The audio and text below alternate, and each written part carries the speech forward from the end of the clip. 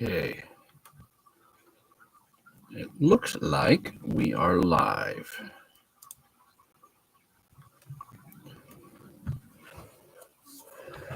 I think it's a week early, technically, from our traditional live stream schedule, which would normally be the second Saturday of each month.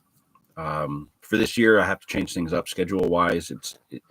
As you've noticed the last few months, it's not really worked out to be, well, actually, November, December, I don't think we did a live at all. The lives, I'm going to try and have one every single month, but I just can't guarantee it's going to be on the second Saturday. It's gotten too difficult with my work schedule. Quite often I'm working on live stream days, which, for example, would be next week. And yeah, I work. So rather than have a live stream late in the day and have my whole day kind of filled up, the live streams are going to start taking place once a month as per usual, sometimes more. And they will be occurring on the days that I'm not working, but I can't get on the bank. Unless I am on the bank, and then I can do a live from that spot. So we're gonna keep the lives going. I apologize for missing the last 2 months, but I'm sure everybody understands with the holiday season, it got really busy. Really busy. I see some of you are popping in. The chat is open. Let's everybody say hi. Let us know you're here. See who's in the chat, who's hanging out. I have questions for you guys. I've got information, got some news to share with what's going on.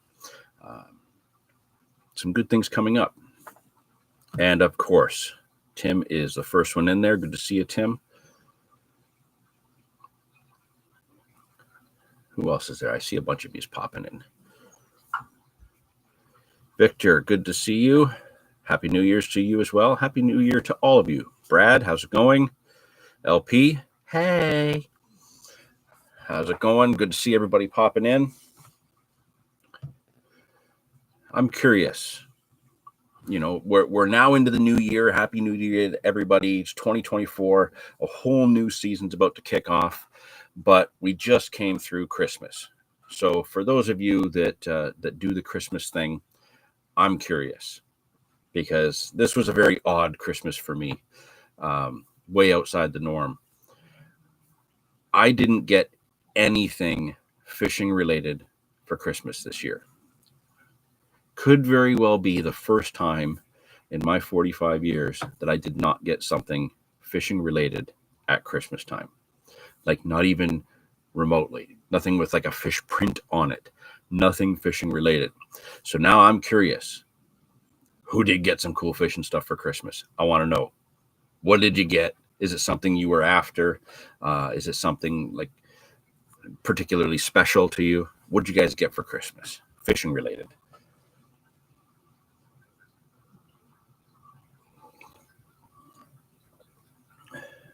You as well, Victor? You didn't get anything fishing related? Is that weird or what? To me, it was just weird. My whole Christmas was food related. Basically, I can either eat everything I got for Christmas or prepare what I want to eat in the stuff I got for Christmas.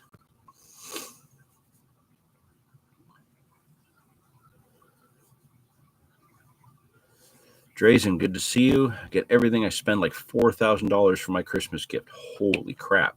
That's a lot of money. LP got a Carp Get gift card.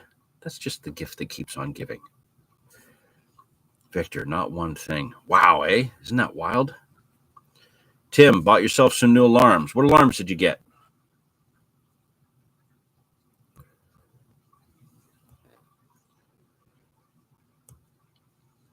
It's funny you mention alarms. I did get an email over the holidays relating to something to do with bite alarms.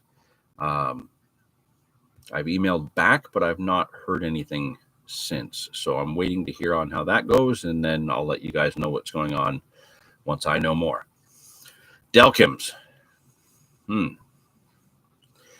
Yeah, I had a brief moment of weakness, I think, back in September. where I was thinking about possibly getting some Delcums, but I snapped out of it. I don't think Delcums are for me. I don't like the sound of them. I know they're well respected and they do the job and people love them.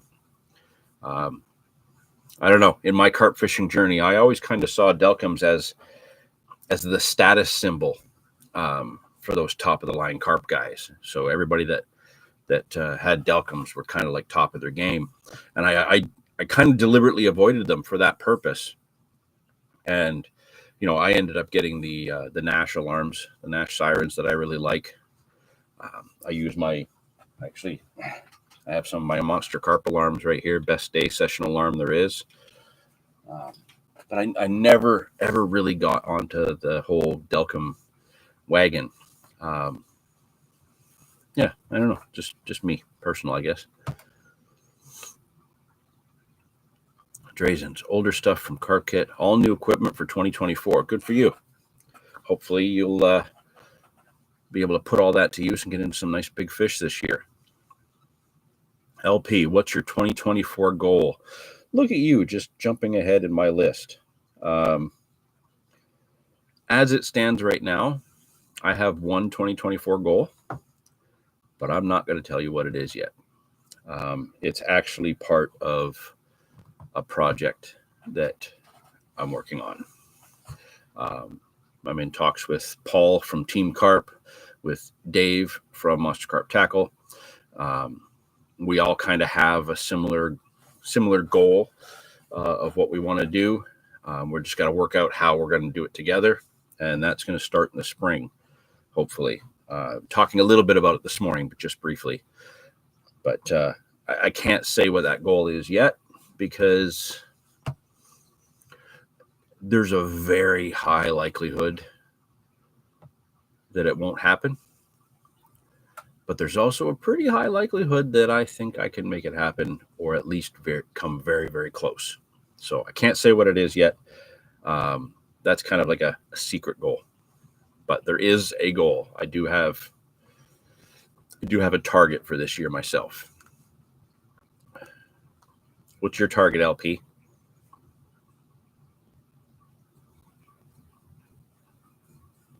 Do you even have one? You must. I'm sure you guys have your targets, but because LP's pushing the list. Let's see here. Where is that on the list here? Oh, it was in my head and it wasn't on my list. Apparently, I forgot to write it down. But yeah, I am curious about people's targets. As always, people kick off a whole new season. I want to know what people are going after, because I want to be able to sit here and encourage you on your journey. I hope you guys get your targets and go after something really cool. Drazen, you hope so. Absolutely. Hope you get into some big ones. LP, starting your guided service. So you're going to guide the people to the water. You're going to tell them there's carp in the water, and then sit back and drink beer while you hope they catch? Is that how it's going to work? Or is it going to be more complex? I'm just teasing you, man. I'm looking forward to seeing the details as that comes out. Call Will. He can teach you some stuff about guiding. You've been you've had him as a guide before. That could be fun.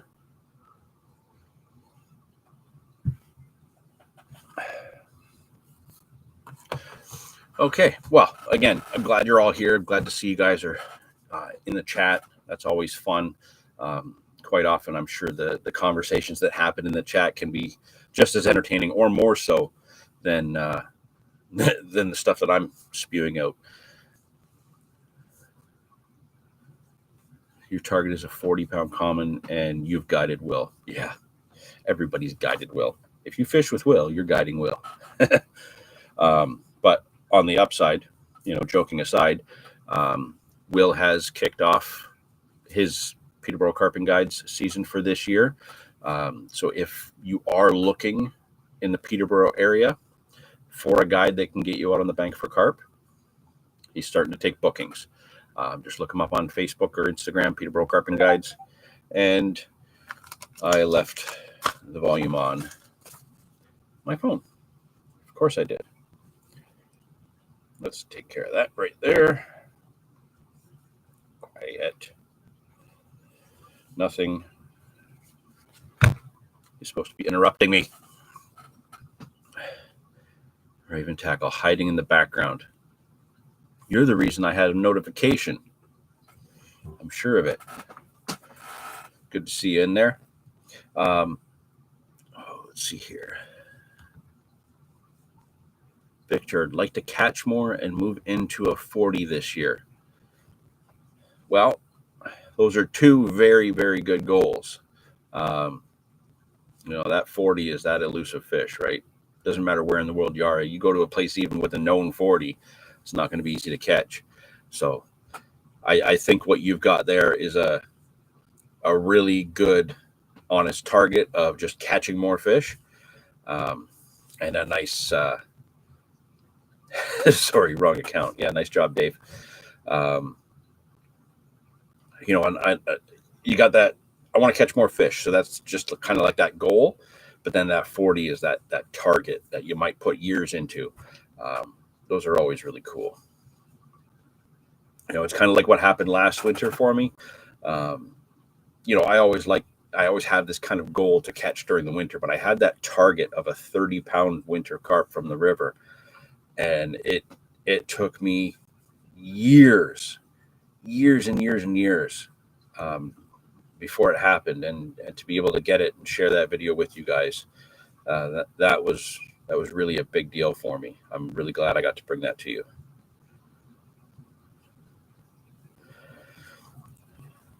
Oh, you're being a little bit of a smartass there, ALP. Yeah, take the time to read everything that's put in front of you.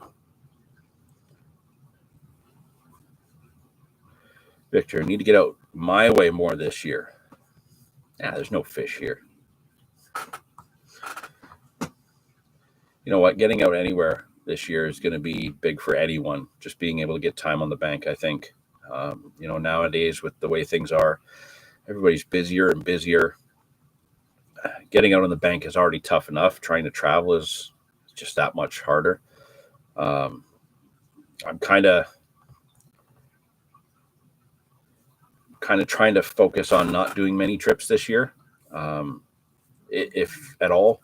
I already have one booked, just a small one that cameras probably won't even go with me on. They might, but it's just a quiet little trip that up until I've just said that, nobody's known about yet. So I'm not going to say who it's with or where it is yet. I'll wait till closer to the time, but it's going to be a nice quiet trip just to enjoy some company and some time on the bank and hopefully get a few fish.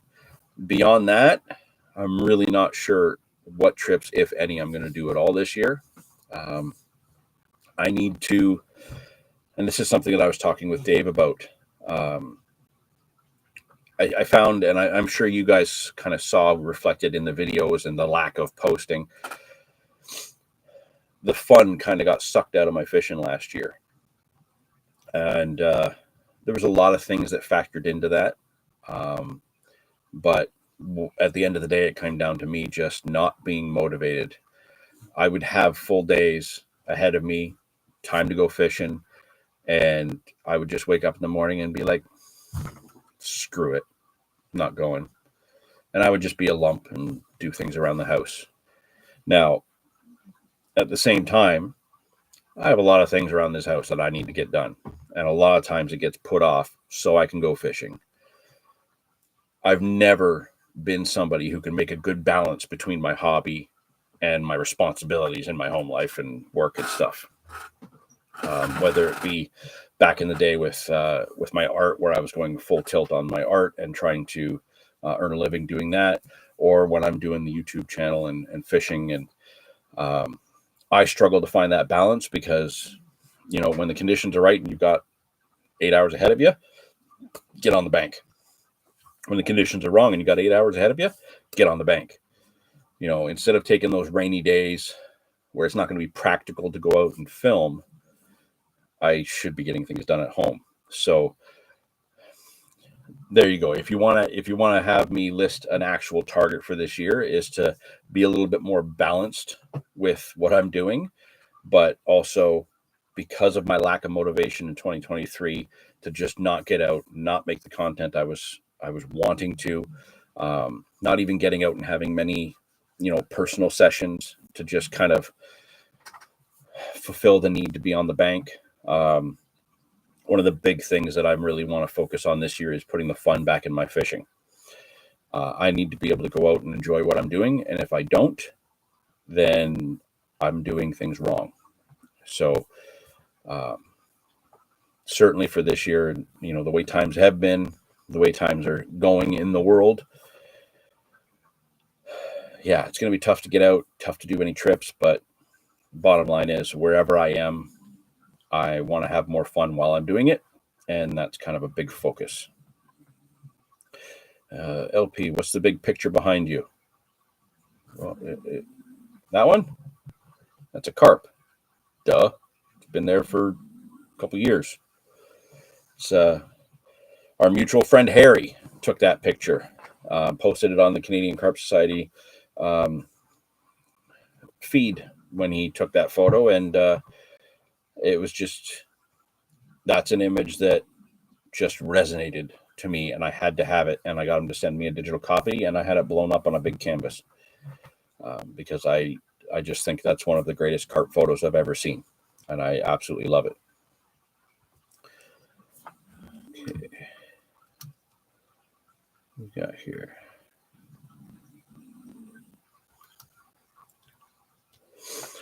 So yeah, certainly fun has to go back into my fishing for this coming year, and with that, we actually have some cool things kind of planned.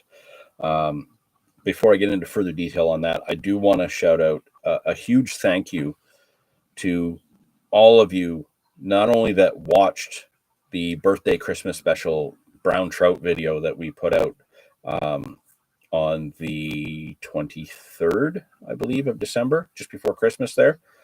A huge thank you to all of you who actually watched that video. An even bigger thank you to all of you who took the time to comment. There was some really, really awesome comments on there. Some of you were asking about the kind of the rig setup that Dave was using. That is being addressed in another video that's going to be coming up soon. One of the coolest comments, you know what? Let me open up another window here. I want to bring up the comment that I saw because it was a special comment and it meant a lot to be able to read that. Where is it?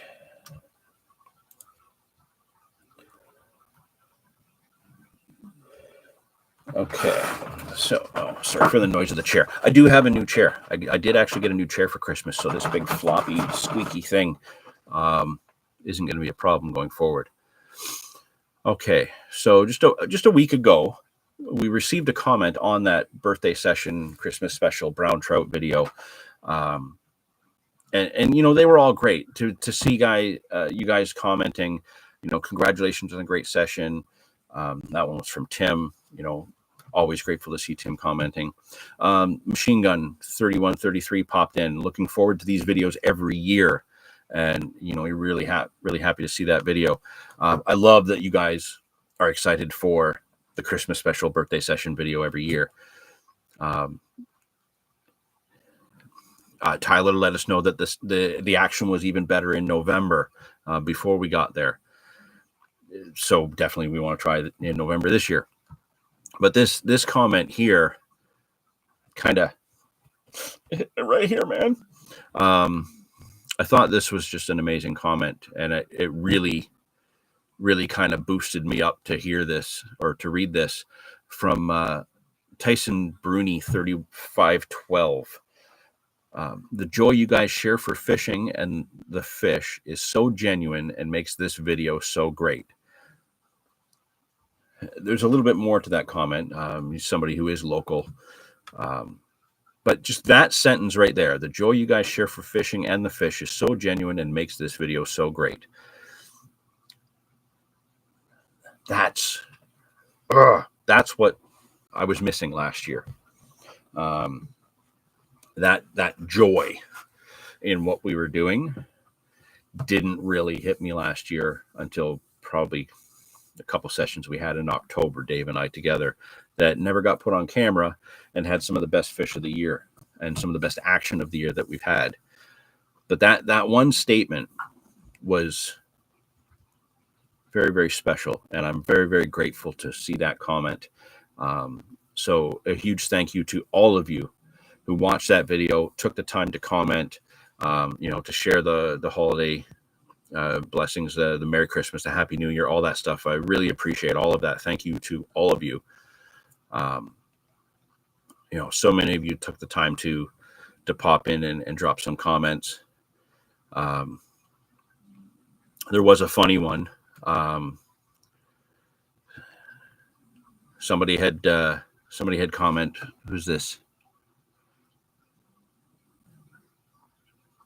I can't even read that name properly, so I'm not going to attempt it so I don't butcher it. But there was a funny comment here. Nice trip, boys. I had one of the best days on the water 2 days ago. Landed 11 steelhead and lost a bunch. Really, the Niagara is the crown jewel of Ontario. That's not the funny part. I was blown away that they had 11. That's a killer day for anyone. But there was a commenter who commented on that with, you mean New York, right? I thought that was funny because the steelheaders over in New York State, they're a different breed. They're very different from steelheaders on our side of the river.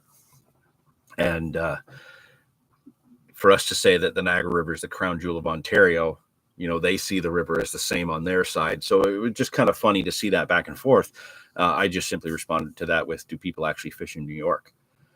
As of yet, that was 12 days ago. I have not had a response. I was hoping to get some banter going back and forth there. So at Bowman, you kind of let me down there, man. I was hoping for a little back and forth, and you didn't give in. So thank you, all of you who took the time to make those comments. Really appreciate it.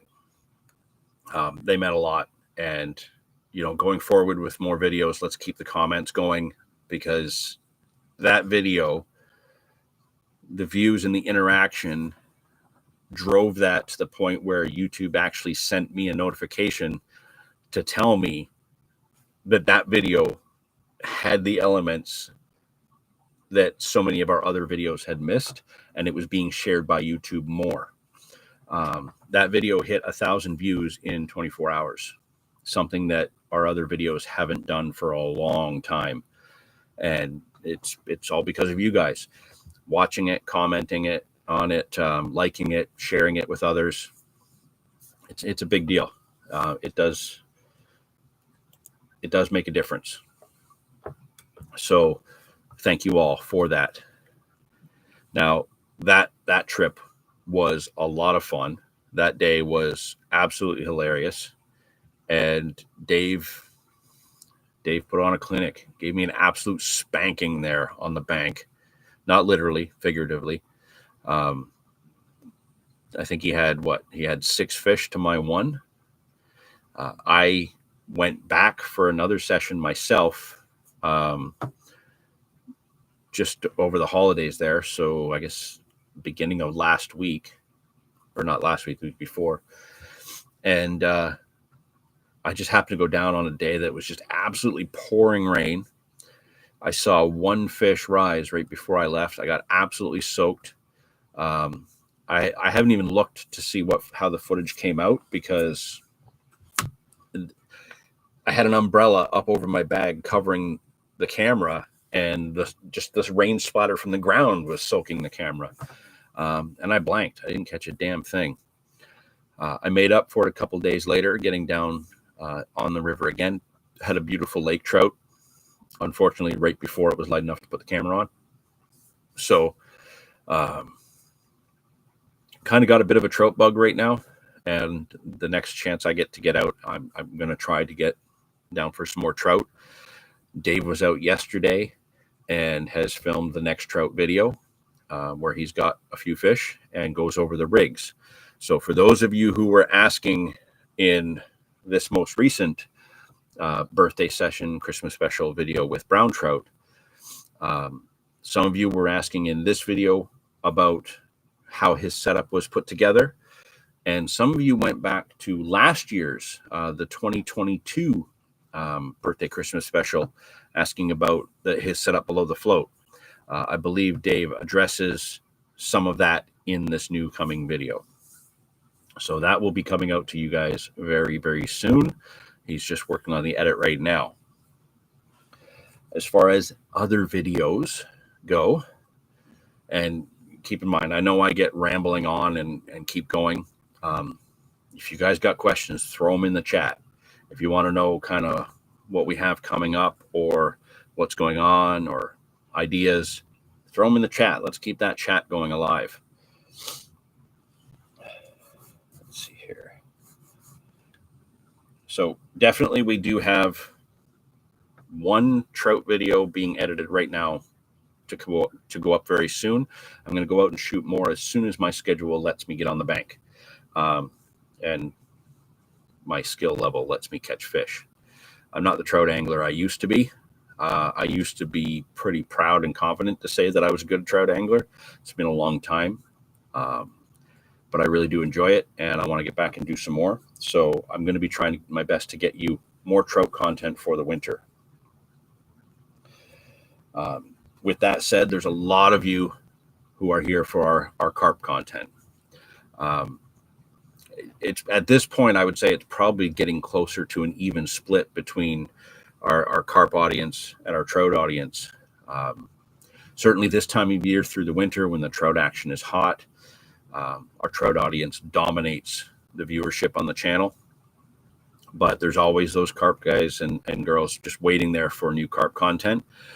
As it stands right now, I think we have 3 carp videos that just need to be edited and put together from the last, say, 2 months.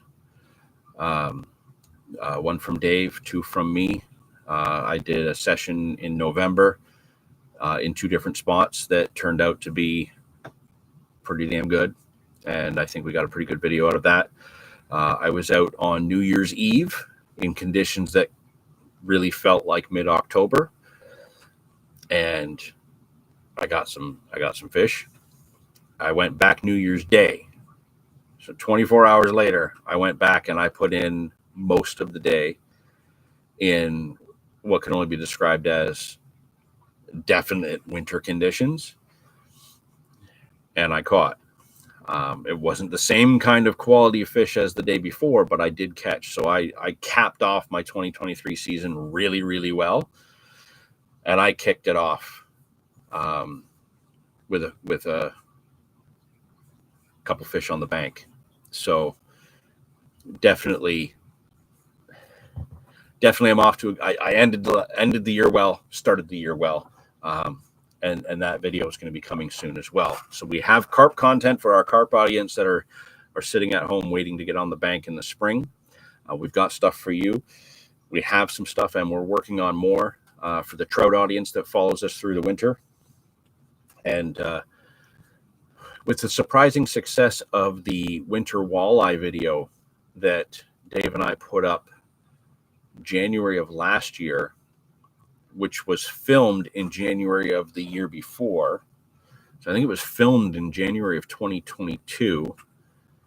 But because of it being filmed with my action camera, the program just doesn't take the action camera footage anymore. And that actually ended up getting so much trouble trying to put that back together to keep that video going. It took us a whole year before we were actually able to give it to you. It did really well. It was a good video. It had a solid audience for that first half of the year, quiet through the summer. And then in October, that thing just, and that video has really taken off. So thank you to all of you who are, watching and commenting on that winter walleye video. If I get the chance, I'm going to try and get out and do that again and hopefully do better than just one fish. But we were in a snowstorm that day. So yeah, we definitely want to see some more of that other multi-species stuff come into play this year. But that's going to be based on when I can get out, right? Like I can get out for 2-3 hours and set rods and get carp, or, Dave can sneak out for 2 or 3 hours before work and try and get a couple of trout. We can that's kind of how we put things together with with the way the channel works and how we keep the videos going. It takes a little bit more planning to be able to go for other species, because it's not really practical all the time to go for them from shore. So we're working on that part. Victor, it's always great to watch the video, lots to learn. Well, I appreciate that. And, I hope we are sharing things to help others learn. But first and foremost, I hope we are entertaining you all. 334 Outdoors, good to see you there.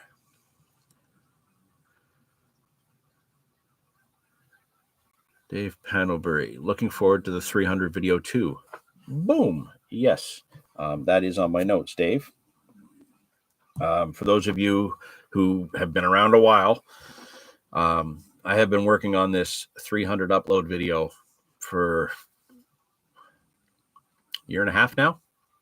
And I've been talking to you guys about it the whole time, and you still haven't seen it. You're still waiting for it. Just last week, I received the last clip I was waiting for. I was really holding out for this clip. It's an important clip.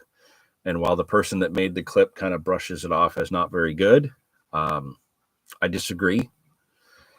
I think that, in all honesty, as grateful as I am to everybody who provided clips for this video of their favorite Anglophiles moment, I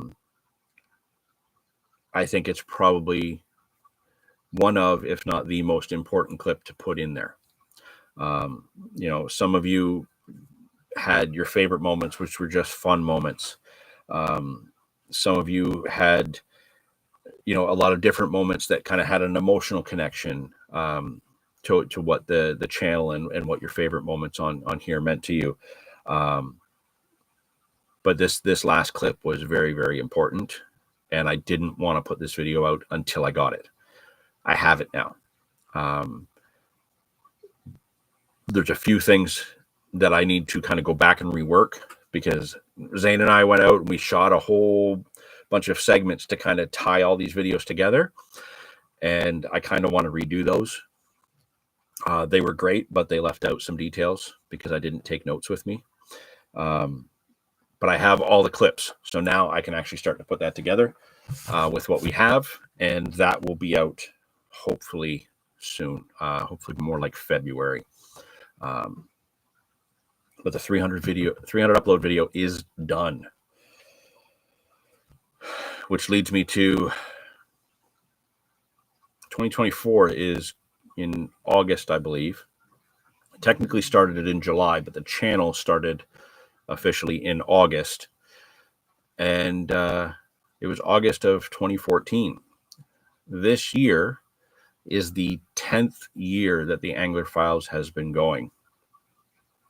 For those of you who have been around since the beginning, thank you. I genuinely didn't think it was going to go this long. And there's been many times where I almost packed it in. Last year was one of them. Last year was a tough year for me, and I didn't know if I wanted to keep it going. Obviously, I've changed my mind. This channel has become a big part of who I am and what I do, and I have no intention to stop it. This is going to keep going. I need it to keep going, and I'm grateful for all of you for being along for the ride. It just hurts a little bit when I go back and I look at the first few videos.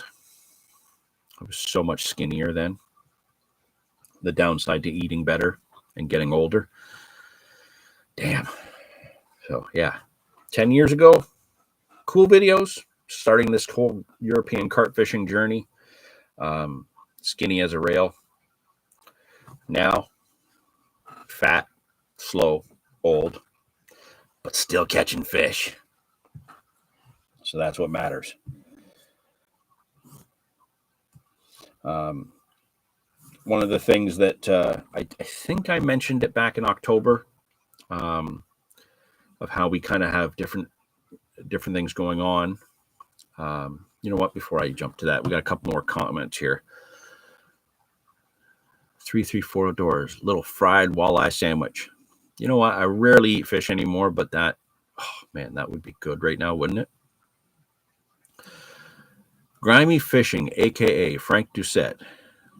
Sleeping after the night shift almost made me miss all of this. Better late than never.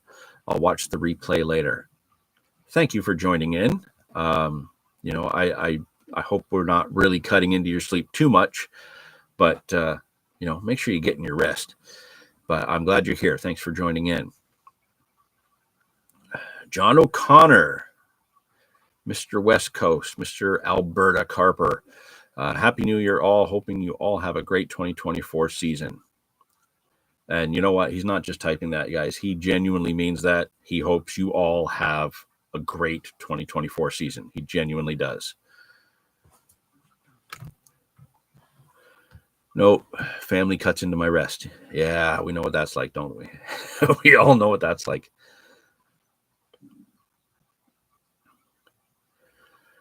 Let's see. 334 Outdoors. I'm thinking about restarting videos after deer season, and I'm up from 200 to 280 from when I started. Wait a minute. Is it weight-wise, you're up 80 pounds from when you started? Damn, bro. I think I have you beat in how much weight I've put on, but you're just slightly heavier than me.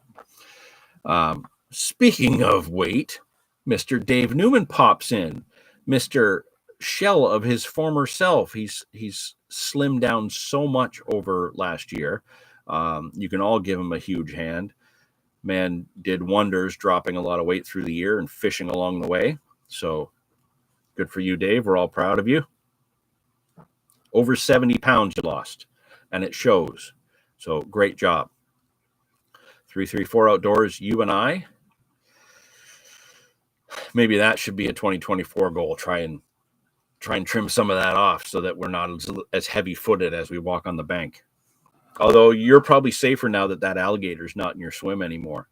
So you lose some weight. It might it's going to be good overall, but you're less likely to get eaten just because he's not there anymore. So that's a bonus.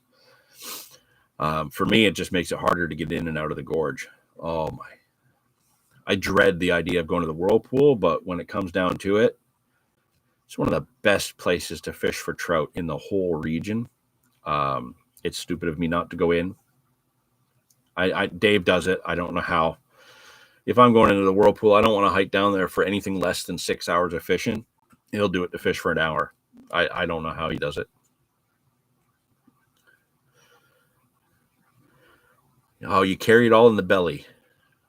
So you carry it worse. Well, I got a little belly, but overall, I'm just a big dude. So I kind of got fat everywhere. Okay. So thanks for dropping those comments in. Let's keep it going. I know I'm going to keep rambling at times, so I'll do my best to just keep stopping and going over what we got in the chat. But what I was just saying just a few moments ago, we talk about kind of what we have coming up over the year. I've let you know for the winter, we've got some carp content. We've got some trout content coming. We want to make sure that we're appealing to kind of the two definitive sides of our audience. The way kind of the viewership flows on the channel from about April to November, our carp content is the top content. And from November around to April, it's almost completely trout content. So we've always kind of just put content out when we had it. We're going to try and put a little bit more focus. Going back to when Goldie worked on the channel with us, we did try to make sure we were getting out and getting the right content for the time of year for the viewers that were watching at that time. And it was easier then, to be honest with you, to have another set of hands there to film. But not just that, Goldie shaped himself into being a really good angler from really not having done it before. You can all go back and watch that content and see his journey. Having him there made a big difference where I could focus less on the filming and more on the fishing because he took care of the filming aspect. But then when he was taking time to fish and was catching, I could focus my energy more on the filming, and we were able to put together good content for the right time of year. It's a lot harder now because while Dave and I are working together to keep the channel going, we're both kind of doing it independently. We don't get to fish together very much at all. And so when it comes down to it, we're both having to do things by ourselves and try and piece it together. So it makes it more difficult. But for this year, certainly we're trying to put more focus on making sure that we have the right content going out at the right time of year for the audience that's watching the channel. With that said, we want to keep some things going that have actually been doing well and we're quite proud of. The breakdown series, you guys really loved that last year, and we want to keep that going. There's going to be a few more episodes of the breakdown that come out this year. We just have to get out and film them at these other locations that we found. So we have that to look forward to. We have another series that we're going to put together. We had kind of let's just say we had a conference call this morning while I cooked breakfast and he made coffee. Dave and I chatted about an idea that he had a while back for kind of a one-off video. And I kind of had an idea of how we could kind of make it more of a series with a little bit more excitement and energy. And when I mentioned that about his idea, one of the first things he said was how amazing that could put the fun back in what we're doing, which is exactly what I need and what you guys respond to. You guys really enjoy it when we're having fun and being silly and catching fish. So I'm not going to say what this series is yet because we haven't actually filmed any components to it yet. But I think this one is going to be the one that you guys enjoy the most through the warm water months. Not sure if we could pull this off for trout. This is going to be more of a carp related series. Man, if we could pull this idea off with trout, oh my God, that would be something else. I will say, though, I know one spot where it could be done, but we need a boat. It's the only way that would make it work. But yeah, we have the breakdown's going to continue. We have a new series that we're going to kick off in the spring and kind of try and help carry through the year as well, among all the regular videos that we're going to try and do on top of that. So some really cool new things to look forward to.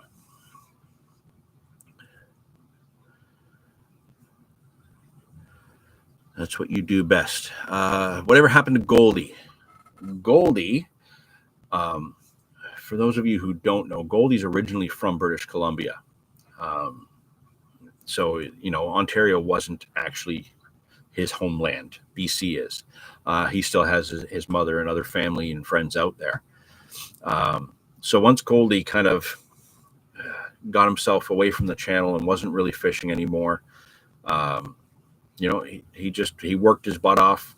He stayed here with me for a long time, sorting certain things out. It was awesome to have him here. I loved having him here.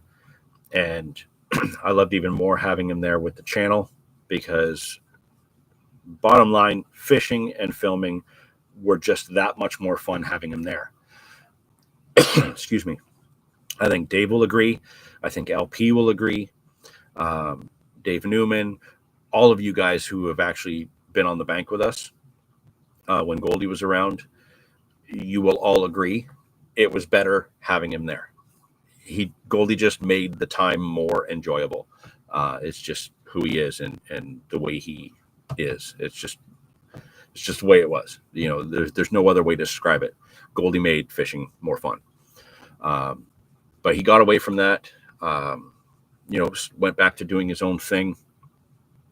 He has since moved back out to British Columbia, his homeland, and he is currently in film school. Doing film school stuff, editing, filming, doing cool projects. So obviously we wish him the best. We all hope that in chasing this new dream of his, he gets to achieve whatever goals he sets out. I do get to talk to him a fair bit. Really, I can text him at any point. and it's nice to hear the updates that he's doing well. And well, I'll just say it now for those of you who are wondering, that clip that I was waiting for the 300 uploads video was from Goldie. So this whole 300 videos uploads video, I didn't see it being the same without his input and his experience, because he was such an important part of the channel for so long. It wouldn't be fair to even acknowledge that we had 300 uploads without him, because if it wasn't for him, we probably never would have reached that goal. So when it comes down to it, I got Goldie's clip, and that's going in, and that's, like I said, everybody who sent clips in, they're amazing. People like Tim, who put comments on the video to give us their moment. They're all great, and I love them, and I'm so happy that you guys took the time to put those together. But we got Goldie's clip, and that's going to make that much more special. Frank just said, I lived in the lower mainland for 8 years, didn't go fishing once while I was there. I was too busy with my mountain bike. I've never been out there. My sister, my grandmother, my uncle, cousins, nieces. I got a lot of family out there. And I got a lot of family in Alberta as well. Never been out that way. One day, it'll probably happen. Yak Shore Outdoors. What's up, everybody? Good to see you in there. Thanks for joining in. Appreciate it. Yak Shore Outdoors. I'm assuming it has something to do with kayaks. I'm going to have to check that out.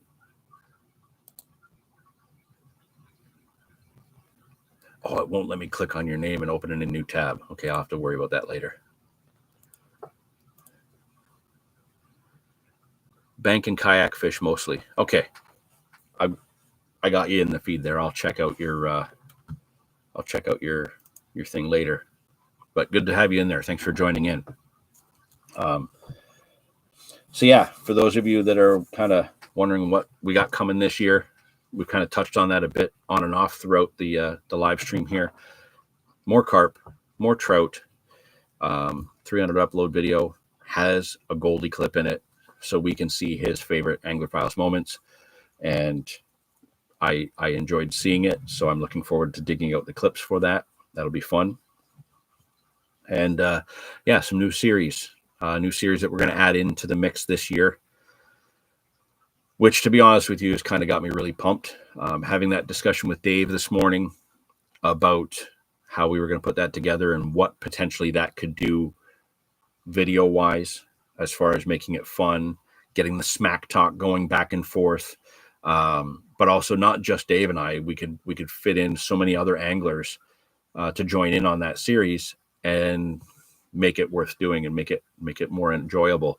We're actually looking really forward to it. So, Now, there were some comments that I received through Facebook and Instagram. Ooh, little dust fluff. Through Instagram and Facebook about, and there was some on the video, the birthday session video, about what Dave's rig was for trout. Like I said, he's going to touch on that in the next trout video. But I do have kind of the key baits that worked for us on that session right here. So this really blows my mind because I never used them this small. But for those of you who watched that video,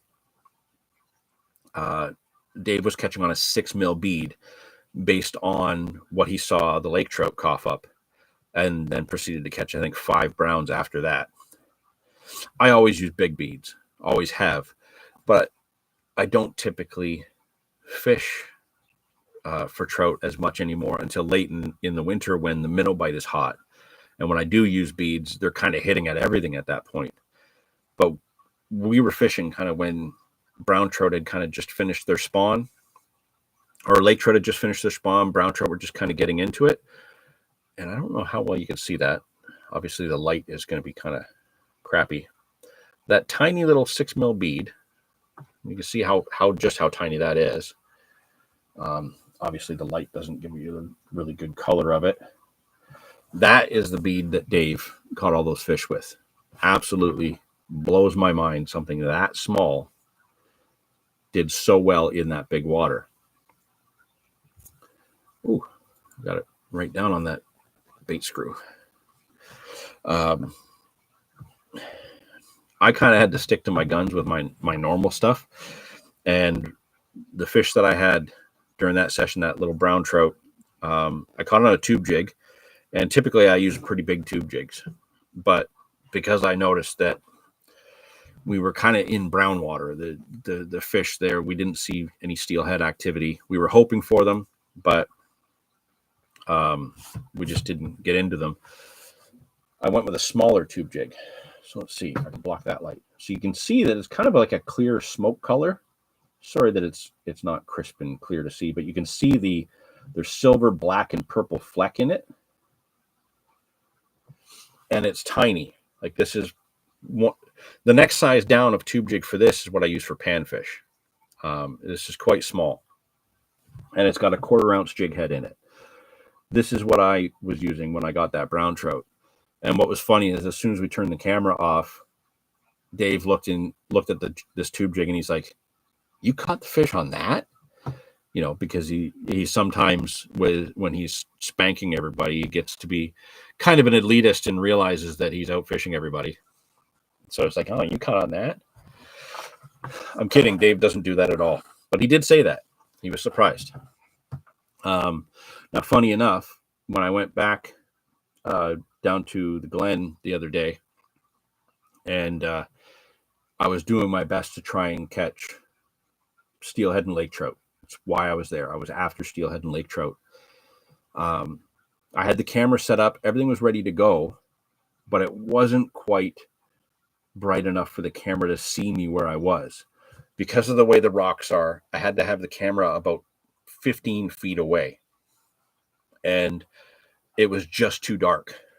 But I saw a bunch of people coming down to where I was set up, which was a little bit surprising because it's never been a spot that's really easy to get down to. And it's kind of perilous coming down the slope to where I was. So with people coming down to where I was, I wanted to make sure I was on the rock that I want to be on and start fishing so that they would go to one side or the other and just have proper etiquette, which they did. They moved over to the right. But while they were moving over to the right, I just started casting to keep myself busy and show that I'm fishing here before the camera was rolling. And on the third cast, using this, I got a big lake trout. Let me see here. I don't, you know me, I try to show you these things in the bright light and it doesn't work, but where is it? Maybe you guys can see this. So I did get a really nice lake trout. Block this light. You probably see it better here. No, you can't see it at all. It's completely washed out. Sorry. I got a really nice lake trout on that tube jig at that spot, but unfortunately, I couldn't get the camera rolling because it wasn't bright enough. So I didn't get that fish on film. So Dave has gone out and made up for it by smacking a bunch of fish on film for us. But yeah, this little tube jig has been a bit of a surprise for me. Whereas normally I would use white or white on one side and like a dark green on the other to imitate like smelt and shiners and stuff. This case, I think, has been more matching the size. I have yet to see any larger bait fish when I've been on the river lately. They've all been small shiners, no longer than this.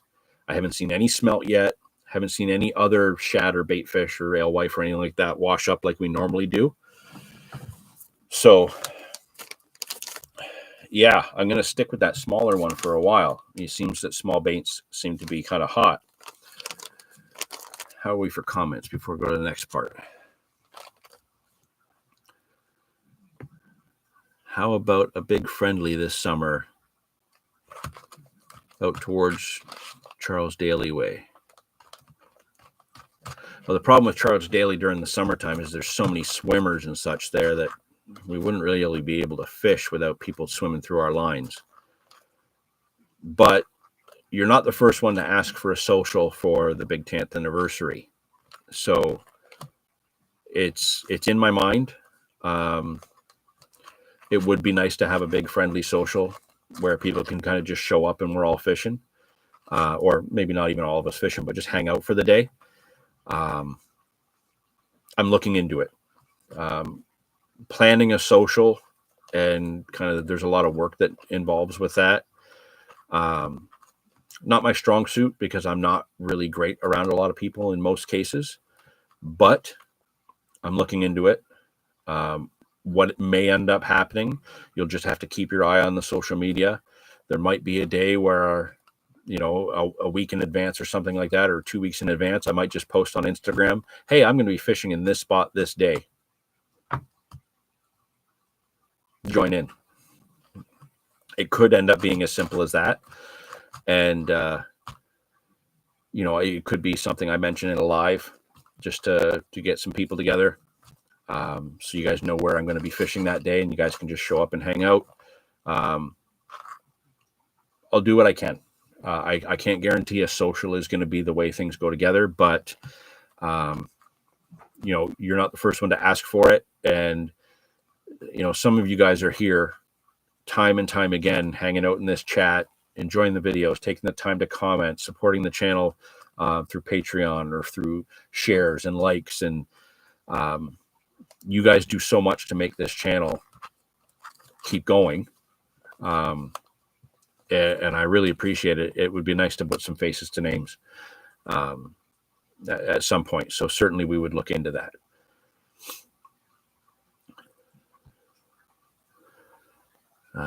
You saw that bid.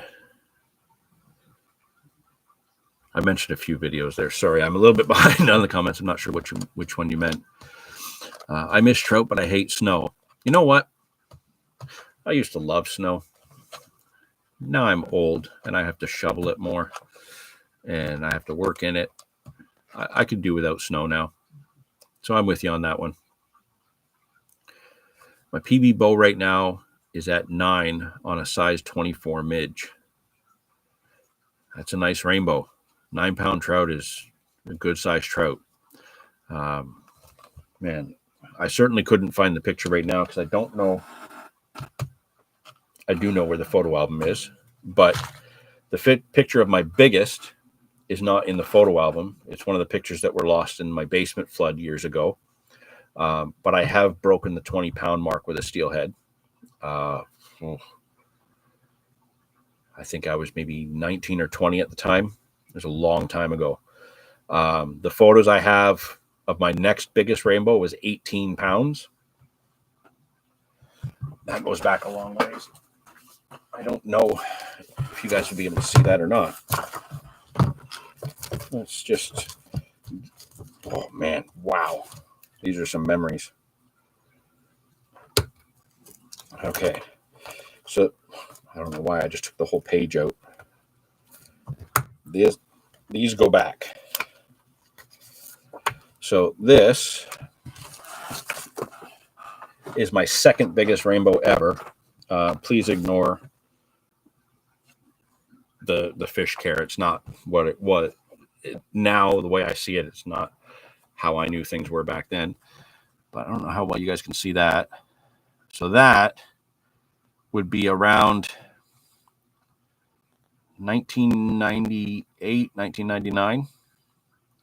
We weren't in the 2000s yet. That was an 18 pounds and a couple ounces rainbow. And I had one that same year, just a little bit bigger. So I got a long way to go before I'll ever catch a bigger one, if ever. But I'll catch a 9-pound rainbow all day long. And if you're catching them on a size 24 midge, holy crap. That must have been a hell of a fight. Victor, you got to get me on Instagram. Well, yeah. Get me on Instagram. Oh, the one where the 6 mil bead was productive. Yes. I have to say, I'm incredibly proud of that video of how much fun we had. And just the fish that Dave caught was great. And for those of you who saw the brief bit where I was using my new BioLite stove, trying to boil the kettle. I've looked into some things, and it turns out that it was all on me, the way I was using it, not getting the water to boil. What ended up happening was I had to have the kettle on top and just keep feeding it sticks. The dry sticks I was using were so dry that they were just burning up and turning to ash right away. So I couldn't keep any heat going. I've looked at a bunch of other review videos and a few other people I've talked to. They've got some cool hacks on how to keep the fire going in that BioLite stove so that I don't have to sit there and keep feeding it. So hopefully you'll see more of that in the videos, because I really did enjoy using that. And it is a little bit, for me personally, it's a little bit better to carry around than to have a bunch of gas canisters that I'm going to have to get rid of later. So I do want to use my BioLite stove more often. I have the whole grill set up for it, so I want to do some burgers and pork chops and stuff with it. So more coming about that cool little piece of equipment.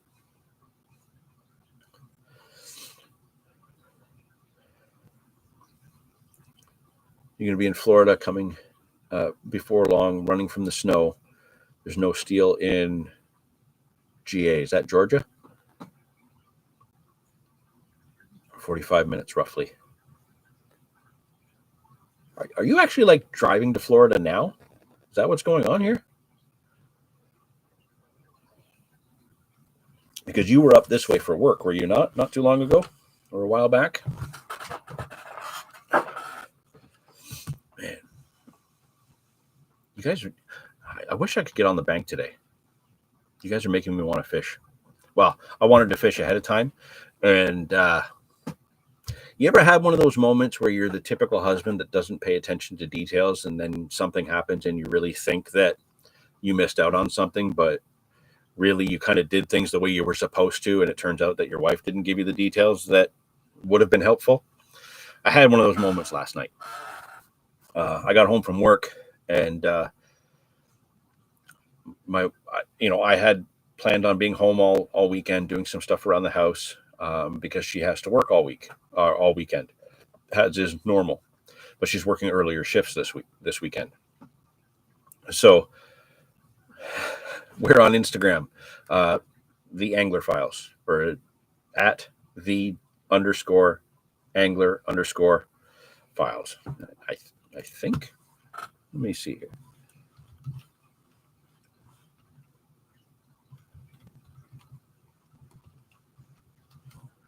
I think that's how it shows on Instagram. Oh yeah, you're in New York. That's right. So you are close. So yeah, I had one of those weird moments with my missus last night where I got home from work and she looked at me and she was like, "Oh, is Zane coming to work with me in the morning because you're going to be out?" And it was one of those moments where, if I was a smart man, I would have looked at my wife and just said, "You know what, honey? Yes. Yeah, he's going with you in the morning, and I'll pick him up from your work a little bit later." Because we have the awesome ability to let him go hang out at her work in one of the offices, because her boss is really awesome about that, because we work differing schedules and we don't want to leave him home all the time. So right there, had I capitalized on it, I could have just said yes, and I could have been fishing this morning. But my brain didn't work appropriately to tell me, "Hey, opportunity." And I just said, "Oh no, I'm home." And then I walked in the kitchen and I cracked a beer and realized to myself that I screwed up. So I know as husbands, we all have those moments. If it happens again, I'm going fishing. So we're certainly going to see what we can do about getting on the bank a little bit more soon. But I really wanted to go today. I missed my chance to go today, and chatting with you guys is making me want to go more. Yes, I do know you live in Alabama, right near Florida. That's how I know about the alligator. The one you said that was harvested recently.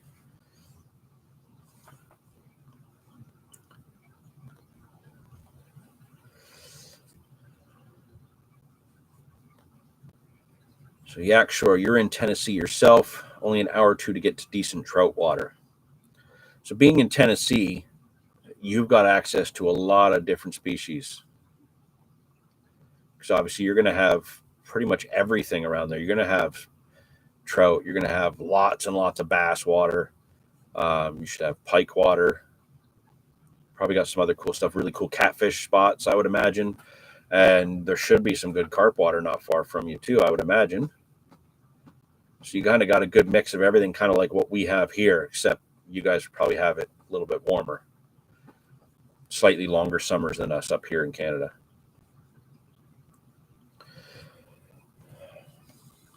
We've kind of been bouncing all over my notes. LP, you screwed it up first thing by making me jump across all my notes instead of going in order. For those of you, I know I tend to try and give you guys as many Canadian Carp Society updates as possible when I can.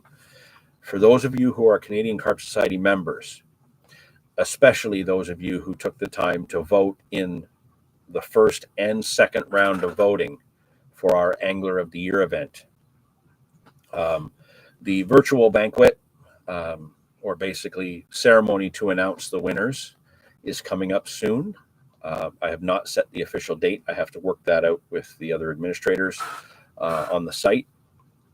But voting is over, and we have, well, I have the winners' names. They've been passed on to Wayne and the other one of the directors and the founder of the Canadian Carp Society. So we have the winners. Currently, I'm just putting together the flow of how the ceremony will go.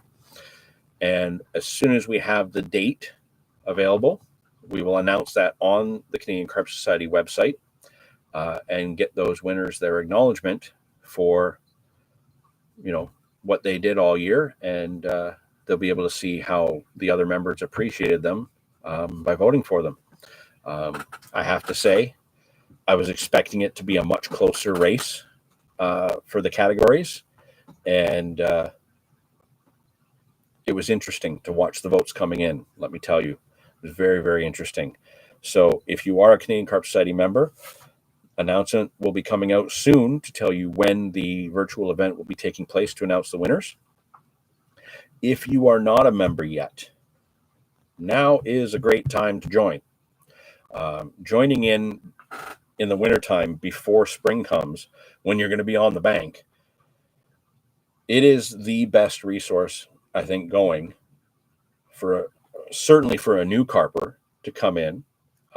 We have everything about rigs, bait, tactics, everything that you can want in videos and articles.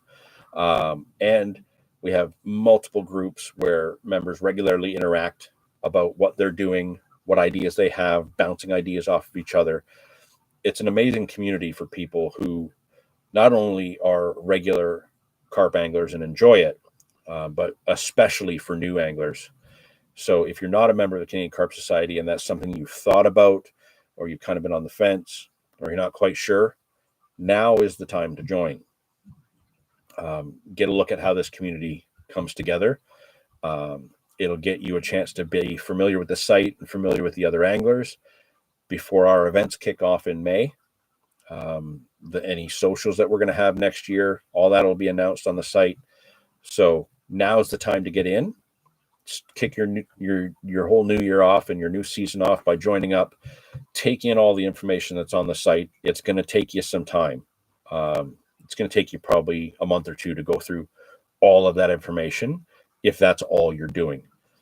A little bit each night after work or when you get home or something, sit down, have a coffee, read a couple articles, watch a couple videos. Some great stuff on there. It will really make you a better carp angler overall, taking in that information, especially if you're new. So definitely, those of you who are members, some cool announcements about to come out soon. For those of you who have not yet joined, just do it.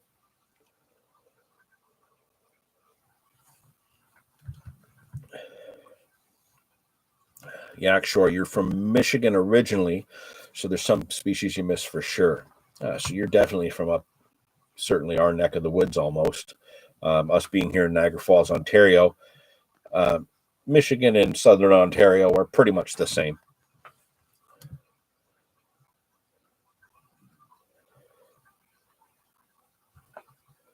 Three, 4 outdoors. The only bad thing about Tennessee is that it's not Alabama.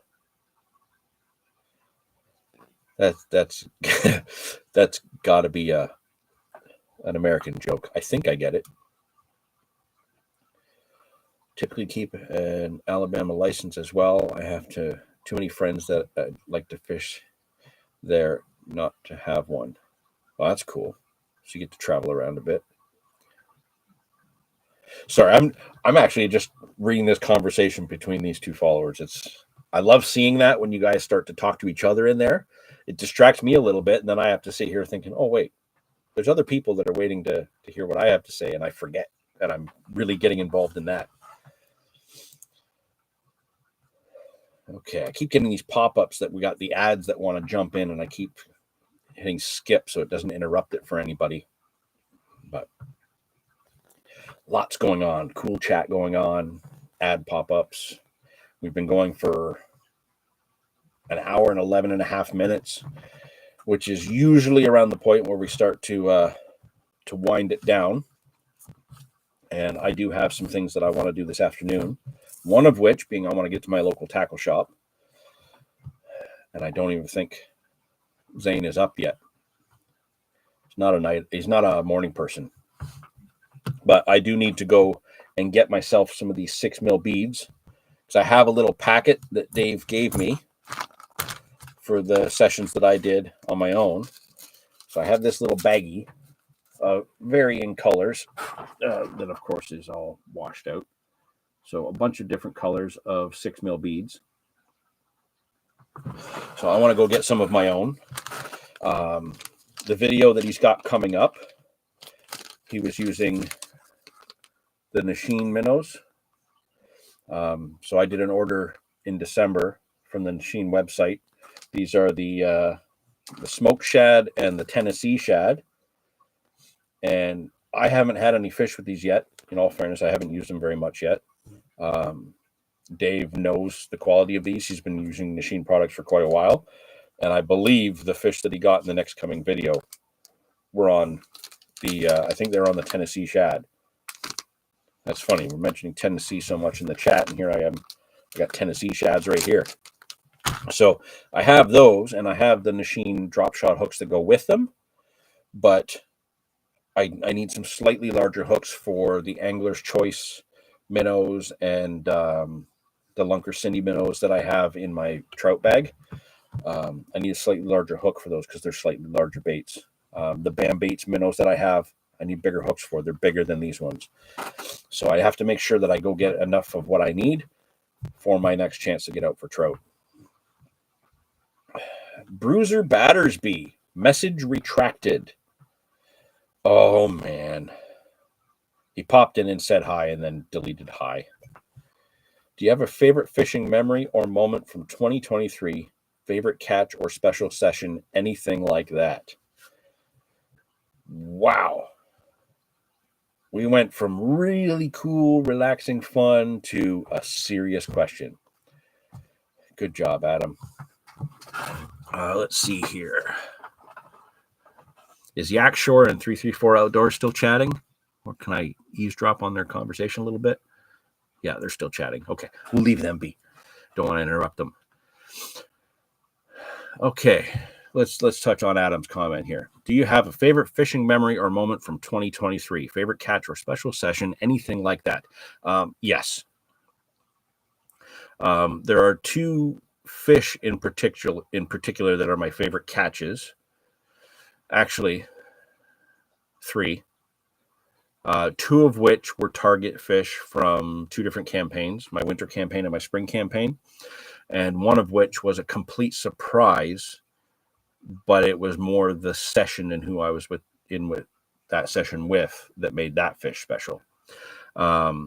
First off, the first of those catches was the 30-pounder winter carp from the river that I got in March.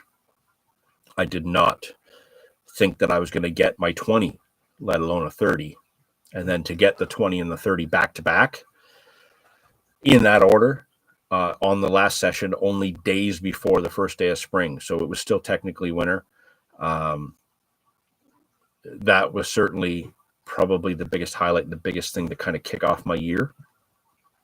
After that fish, I switched over to a spring campaign to a spot that Kevin and I had fished every spring for the last couple years, and we had not yet caught a fish from that spot ourselves. We each had one and lost it. It was a spot that we knew there was monster fish that travel through that spot, but we could never really figure it out. And in the time that we had been pursuing fish in that swim, only ever in the spring, really, the Parks Commission had completely changed the bank, put a whole lot of obstructions in, completely changed it from what it was when we first started targeting the really big carp in there. And this spring, after I left the winter campaign and went to start my spring campaign at this spot on the river, the very first fish that I was able to catch out of there was a 25-pounder while it was snowing out in March, the end of March. I think it was like the last day of March or something. I went on to have 2 30s out of that swim, among a lot of other fish. But I wanted a photo of a 30-plus fish with a specific item in the background in that photo. I've never shared that photo because it completely gives away where the spot is. And it's just the way I am. I don't like giving away a lot of spots, especially if it's a spot that I want to do some work on or have been putting bait in. But if somebody does their research and finds the spot, have at it. You did the work. Somebody just says, hey, where'd you catch that fish? I'm not going to tell you, because if I had to put work into finding a spot, you have to put work into finding a spot. So I just wanted a photo of myself with a 30-plus fish with that particular item in the background, and I got it. And that was like a 32-pounder, only a month later. So I had my 30-pounder for winter in the end of March. I had a 30-pounder from my campaign in the spring, the end of April. Then during the May SSF, this is just a side note for this capture, the May SSF, I went back to that spring spot, and at the very end of May, I had another 30-pounder out of that spot on a zig, fished about this high off the bottom. The third fish that was kind of like my favorite capture of the year was the 35 I had in October, fishing with Dave. I had got that fish just before Dave arrived. I got there, I set up 3 rods, and then all 3 rods went. It ended up being a mid-double, a 35, and then the fish that I did not land was way bigger than that 35. I saw the back half of it come up. It was like watching a freaking whale's tail come up and roll over a big rock to the one side. Adam, you know the swim. That big rock that's kind of in front of that hidden swim to the left of where the main spot is, that big submerged rock that's there. This fish rolled over that and took a run. And when it took a run and I was holding my reel, it kind of made me kick back a little bit with it. And it actually snapped a component in the reel. And that was one of my Witchwood 5000 FD reels. So I've not been able to run 3 of my 10-footers since October because that reel is broken. I reached out to Witchwood and the company that obviously is in charge of Witchwood about getting a replacement part, because it literally I just need this one tiny thumb screw piece and I can fix the whole thing. They flat out told me not only do they not sell that or provide that as a spare part, but I'm in Canada and they're not going to help me. So I was really disappointed with that because I absolutely love those reels. And now I don't know how I'm going to fix that reel. I need to find a part that will be an equivalent or somehow fix the part that's on there. And so far, my attempts haven't worked. So those are my 3 favorite captures of 2023. That session with the 35 was probably my favorite session because Dave and I, even though I was forced down to 2 rods because of breaking my reel right on the triple take at the start, Dave and I went on to have just an unbelievable session where we literally couldn't keep lines in the water. At no point were we not having a run or a fish on. It was absolutely sane. So sane? It was absolutely sane? No, it was absolutely insane. We did 2 days back to back like that. It was just fish after fish after fish. It was mind boggling. So yeah, absolutely killer session that day. It was my favorite session of the year.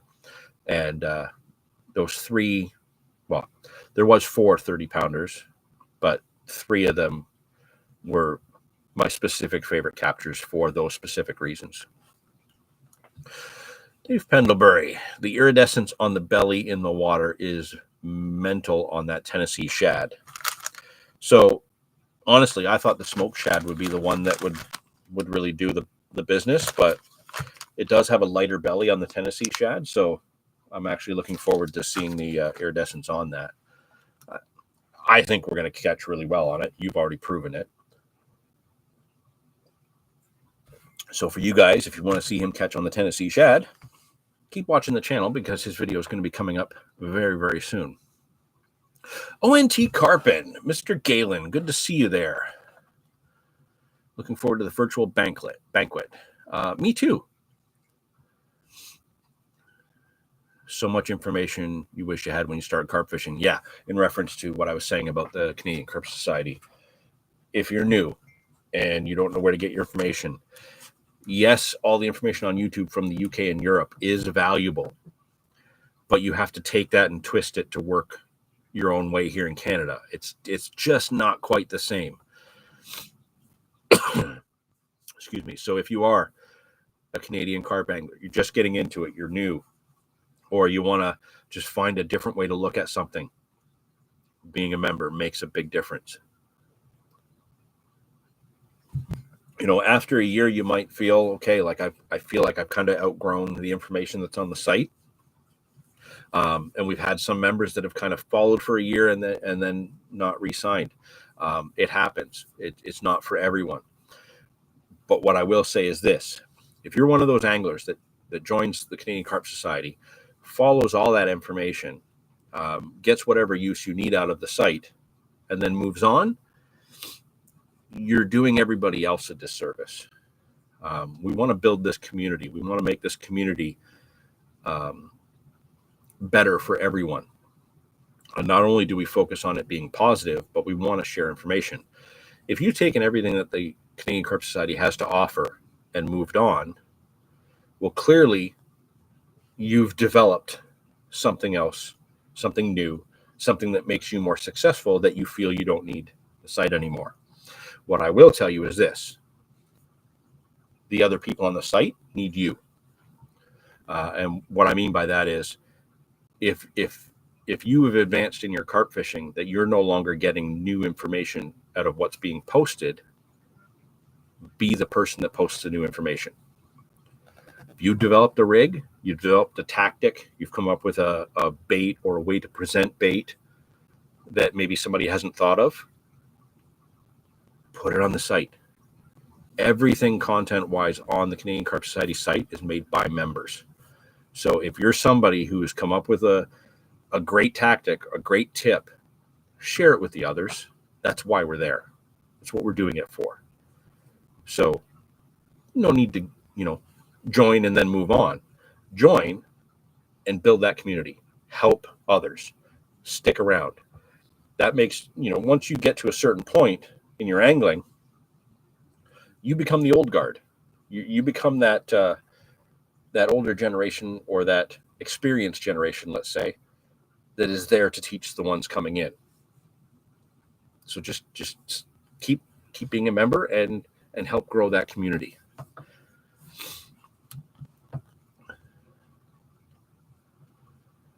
Yak Shore Outdoors. Definitely understand being careful about sharing spots. When I'm fishing in the local reservoir, I do my best to hide it.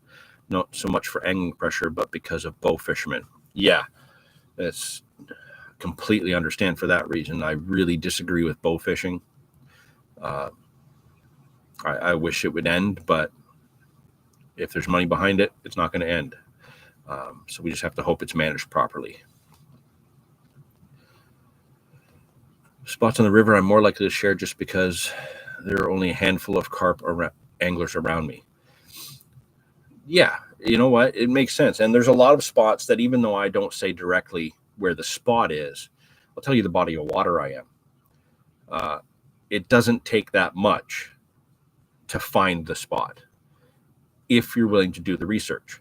And there are a lot of people out there that I see just constantly, where's the spot? What's the coordinates? Where's this spot? The time it took them to just hound somebody for the information is the time it takes to literally to find it. And I do find it more important and more valuable for a person to do the old-fashioned thing and look at a map, and obviously now Google Earth, to find your spots. You might find a spot and somebody else is fishing there. Okay, well, there's some evidence that it's worth trying. There might be other spots around that. Keep looking. You put in the work, you feel the reward that little bit more. Bow fishermen don't like current so much. To a point, I agree with that. I've seen them up on the St. Lawrence fishing in some pretty heavy current. Well, not fishing. It's not fishing. It's just killing. I don't like it. North American carp angling is just different enough to make the UK information mediocre. North American carp fishing, being the States and Canada, I think is just different enough to make it an adventure. Just a couple years ago, we had the KWO guys here from the Netherlands. These are guys that catch big fish. They know what they're doing. And for some of the spots, they struggled. They did pull it out of the bag, but, they struggled. It's not the same. So definitely it's an adventure for them. Tyler, good to see you. Oh, Tim, you got to go. Good seeing you, John. Take care. Good seeing you, Tim. Thanks for joining in, as always. Really appreciate you being here. Good to see you, Tyler. Let's see here. Frank Doucette. I rarely target carp, but my first carp ever was a lot of fun. It was an ice fishing bycatch 3 winters ago on one of my panfish rods. 7 pounds on a 24-inch light power ice rod is exciting. Oh my God. Yeah, that would be absolutely exciting. That would be awesome. I would definitely say certainly target carp a little bit more if you can. Try getting into those fish that are double digits. It's the bigger they are, the slower they fight. And that gets your blood pumping more. I think most carp anglers will agree. You hook a fish 12 pounds or less, it's going to be all over the place. It's turning fast, long runs, sharp takes. Everything's really exciting and fun. But you set the hook on a fish that just goes boom, boom, boom, and it doesn't really take line, but just kind of goes to the left or just goes to the right, your blood's going to pump a lot more with that fish. That's for sure.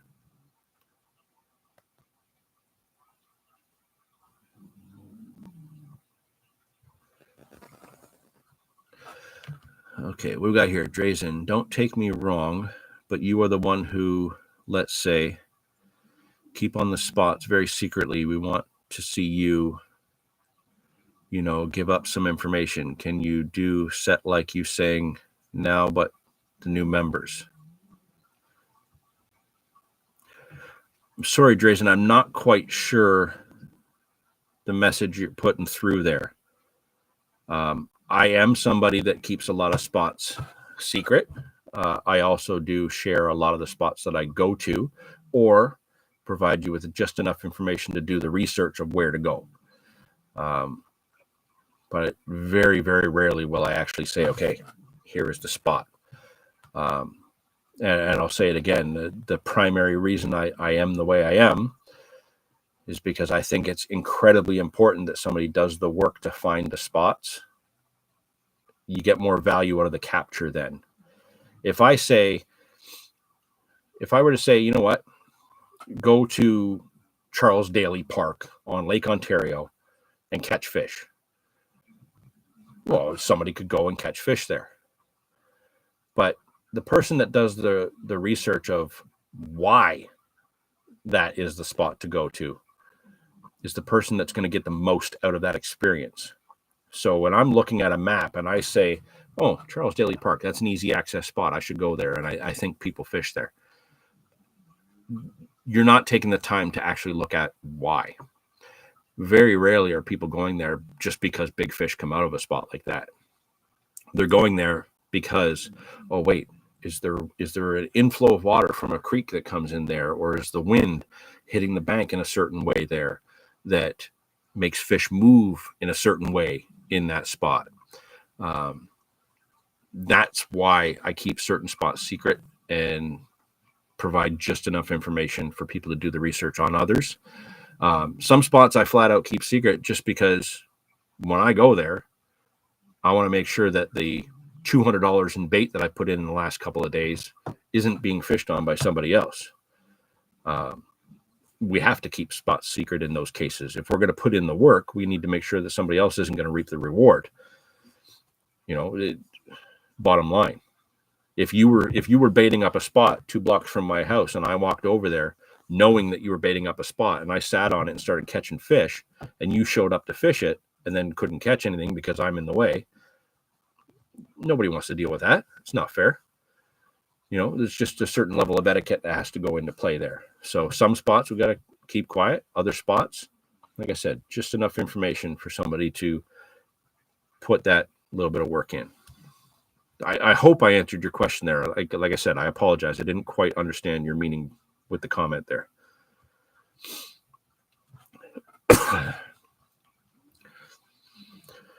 Question. Have you noticed that when you get over a certain weight of fish that they fight entirely different? I find that the fish under 20 or so pounds tend to be more acrobatic, whereas 20 plus tend to be heavier and more long runs, but less direction changes. Yeah. Actually, I must have just been saying that while you typed that. From about 15 to 20 pounds and under, long, fast runs, fast turns, really scrappy. Excuse me. Once you get over that 20-pound mark, they start to slow down. Once you get over that 30-pound mark, I find that it's really slow, and your line might be coming off your reel just like tick, tick, tick, tick, and not really a proper run, because they're just sitting there moving their head or just kind of swimming away, little pulls here and there. But even the head shakes on a small fish are going to be really, really fast on your rod tip, and the head shakes on a bigger fish are going to be like a boom, boom, boom, boom. So 100% huge difference there.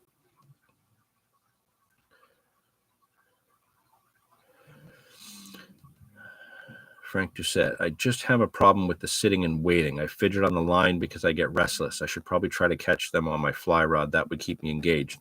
You know what? Absolutely. That would help.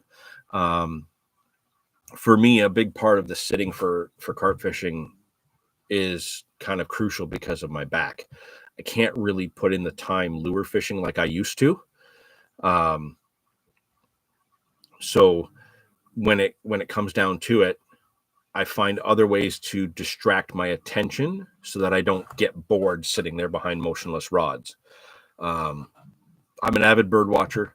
So if I'm in a spot where there's a lot of birds, I get my binoculars out and I look at the birds. Because I got the bite alarms on there, I know that they're going to tell me when something's going on. Another thing I like to do is, as you can tell, I like to cook on the bank. So, if I'm going to a spot where I know it's going to be a long time in between bites, I'll bring some food to cook. I'll get the kettle rocking and have a coffee. I take notebooks with me and I'll write down different ideas. Haven't done it so much in a while, but I used to keep a sketchbook with me and I would draw. Sometimes from what I'm seeing, sometimes, the comic book stuff that I draw, drawing monsters and people exploding heads with grenades and things like that. So just stuff to keep me distracted while I'm fishing carp. So if you're somebody who does get impatient, finding some other things to do while your lines are out could help. Give that a try. Otherwise, absolutely go with the fly rod, and then send me pictures because I want to see them. I want to see the carp you're getting on the fly rod. And you know what? And that goes to everybody, for all of you, carp guys, trout guys, whatever kind of angler you are, whatever fish you target. Feel free. If you're doing well and you've got a photo you want to share, hop over to Instagram. You can direct message me a photo of a fish you've caught, and if it's a fish that you're okay with me sharing, I'll share it on our Instagram with whatever details you put in. You know, if it's your biggest trout ever, or your biggest carp, or your biggest bass, I would absolutely love to share that on our Instagram and let people know that, you know, you just had that moment of success. You know, if you guys are up for that, I'll post them. Absolutely. My biggest currently is 26.5 pounds. It was actually my first fish of 2023. I hope to break the 30-pound mark someday. Do it. How about this year? Is everybody with me on that? Yak Shore Outdoors needs to catch a 30 this year. There's your target. We've all set it for you.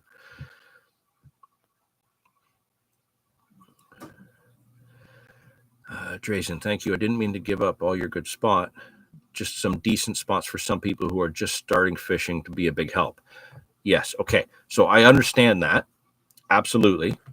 But like I said, even if you're just starting, take a drive. You know what I mean? Take a drive. Or in my case, when I was young, hop on a bicycle. Go where you know other people are fishing. Even if they're not necessarily fishing your target species, there's a really good value into just trying those other spots. In the summertime, if I'm fishing on the upper Niagara River, you can literally drive the 32 kilometers, and if I'm there, you're going to see me. I don't have a way to hide from the road because everything's wide open there. You know what I mean? So just even being new, just taking the time to do that little bit of research makes the fish you catch that much more special.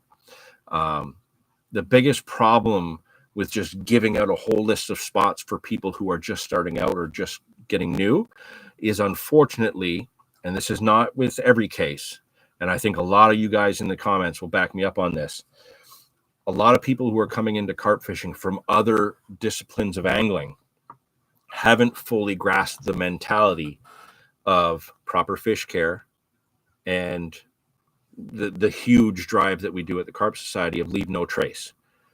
One of the biggest things I find is a lot of people who are new to carp fishing but haven't quite grasped that full mentality yet. They found out where other people are catching carp. They went down there. They left all their garbage. They didn't have an unhooking mat, and they're putting fish on the rocks and stuff like that. If we just gave up a whole bunch of new spots, or not new spots, but a whole bunch of spots to new anglers, they haven't gone over that hump yet of understanding that we treat fish differently in the carp community. So to avoid having so many spots just full of garbage or covered in fish scales because people weren't careful, there has to be a certain level of effort that comes into play as you're new, as you're coming into this new discipline of angling. You know, one of the big things when I was in my teenage years, so I'm talking like 13, 14 years old, really starting to get into the steelheading. As you saw in this photo here, you know, and this goes right back to kind of my late teens, early 20s. Holding the fish by the gills, holding it up like that. So many other proper steelheaders that have been in that discipline for years never take the fish out of the water, right? Or just lift it above the water slightly, never put their fingers in the gills. Had I had that information before I started and looked into the care involved, before I started, I probably never would have done that. Right. And as I was in that discipline more, eventually other anglers came to me and said, listen, you got to stop holding them like this. Hold them over the water. Keep them in the net, right close to the water. Stop doing it this way. That's why when you look at sites like the Canadian Carp Society, you look at the magazines online, there's more emphasis on the fish care than where you're catching them from. Because it's more important to make sure that the new anglers that are coming into this treat the spots and the fish with respect first. That has to be the most important thing. Treat the spot and the fish with respect. So I get what you're saying, Drazen, but when it comes down to it, some of these new anglers coming from other disciplines don't share the mentality that we have yet. They'll get there, but we need to drive home the important things first. You can really, in Southern Ontario, you can go just about anywhere and pull a carp out. So wherever you've been fishing for bass, wherever you've been fishing for bluegill, perch, most likely you can get carp there. There's a really, really high probability of it. So these anglers coming from other disciplines know where the carp are. They don't necessarily need to know where they're going to just have a smash up session. They need to know how to respect the spot first, because a lot of anglers from other disciplines don't respect the spots the same way that we do. And I'm sorry that I'm kind of droning in on that topic, and I don't want to single you out, Drazen, because your comments are very valid comments, and I think it's an important message that we want to get across. And I think a lot of the guys in the chat will agree with me. If we put focus on respect over location, then the respect will just automatically come when they get to those locations. And like I said, they're going to put more effort into understanding why people are fishing a certain spot rather than just that they are fishing that spot.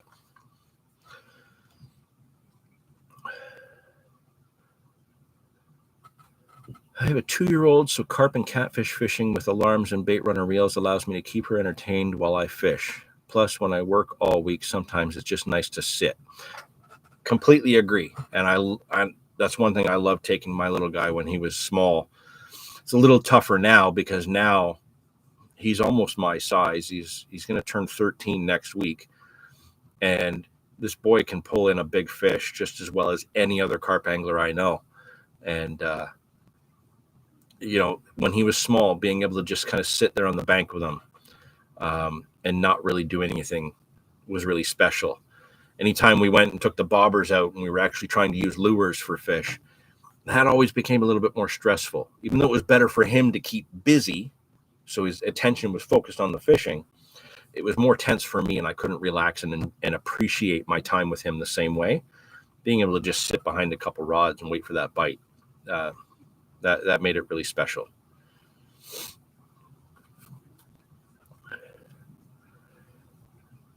Tyler, you're going to take a 30 also?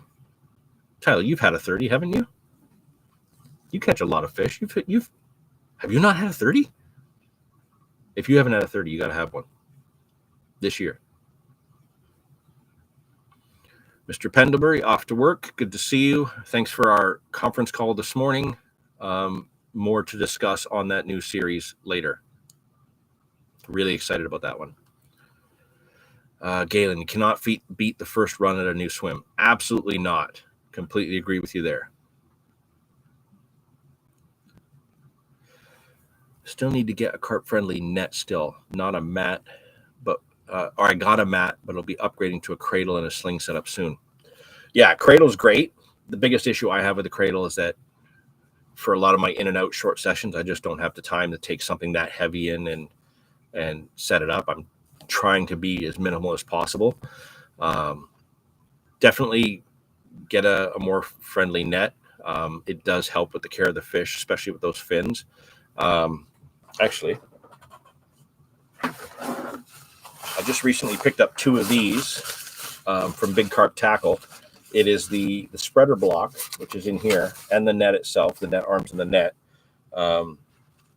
Now, these are from NGT, so a lower end of the brands, but it's a 36-inch carp net. I have I don't know, like 5 or 6 of the 42-inch nets. But I have a lot of spots where the fish just don't get over 15 pounds. I've deliberately fishing for smaller fish. So I picked up 2 of these smaller nets from Big Carp Tackle in the States. And that's all you need. A 36-inch net's still going to put a big fish in it. They're not as deep, and they're not quite as wide as the 42s, but really, really affordable. I think they have a few left. So check that out. Maybe that'll be all you need is a handle. You can buy, I think I paid like 25 or 30 bucks for that. Then you just get yourself a handle and you're all set. Really, really affordable. Far more affordable than some of the bigger nets that are out there. You hit the nail on the head. As a multi-species angler, it is easy to miss the correct handling information for most species. One thing that I have enjoyed about carp angling is the emphasis on it. Absolutely. Absolutely.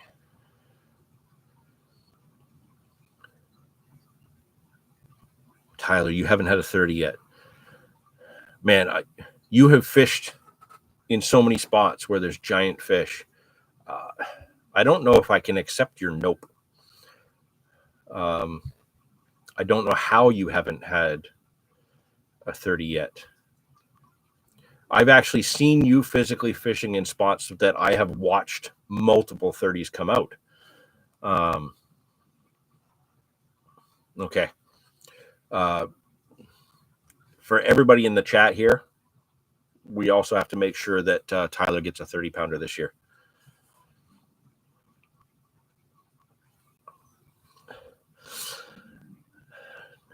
Grimy fishing. The number of bait containers I see, the styrofoam boxes, cans of corn, etc., make me furious. I always pick up at least a few items left behind by the guys who fish. They're not anglers, in my honest opinion, or in my opinion. I agree with you. Anybody who's leaving a bunch of trash on the bank is not an angler, and they don't deserve to be on the bank. But again, these are a lot of anglers that are coming from a different type of angling discipline, and they just haven't got that mentality yet. It's an important message to share, right? You know, where is that line that we draw with making sure that the new people and the community grows with people understanding the spots, but also having the respect for the spots at the same time. You know, there's a lot of anglers that are already at that stage where they have the care, but they need to learn the spots. But at the same time, it's like, okay, but can you look at a map? Can you look at Google Maps and say, okay, I know somebody's fishing in this general area. I'm going to look at the map and be like, you know what? I think this might work. Or there's a feeder creek coming in here. That's definitely a spot where fish should be. Big part of the adventure is just going and finding those spots. So once you've mastered that whole respect and fish care thing, again, there's still just something special about being able to figure out those spots. But yeah, one of the hugest things we push in the Canadian Carp Society is the Leave No Trace campaign. That was kicked off by Kevin, and really kind of also inspired by one of our old guard members, Reg, who has really been really big on making sure that you clean up the bank and leave it better than you found it. Those two guys have really pushed the whole Leave No Trace campaign. Members like we saw him in the chat here, Bruiser Battersby, Adam, huge pusher of the Leave No Trace campaign. It's so important.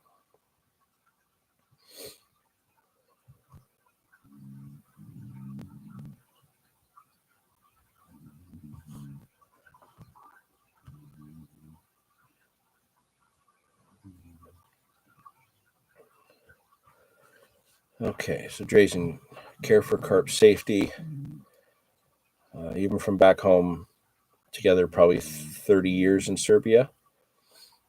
Okay, that's awesome. You've got tons of experience. You're somebody who really wants to push the carp safety, the fish care, and stuff like that as well.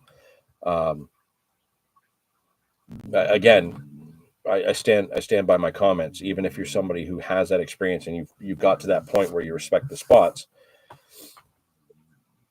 It's not, if I was somebody that just said, okay, go to this spot and catch fish, you're not going to have the same satisfaction as it would be if I just said, I'm on this body of water and you find the spot yourself. There is a much deeper meaning to the captures on this side than there is this side. That's just my opinion. Other anglers disagree. Other anglers will happily just be like, you know what, this is the directions to that spot. There are anglers that do that. I'm not one of them. I feel the journey is far more of an important adventure. Oh, geez. I just put my foot down under my table and I must have hit a cable. My whole computer just started to shift off the table.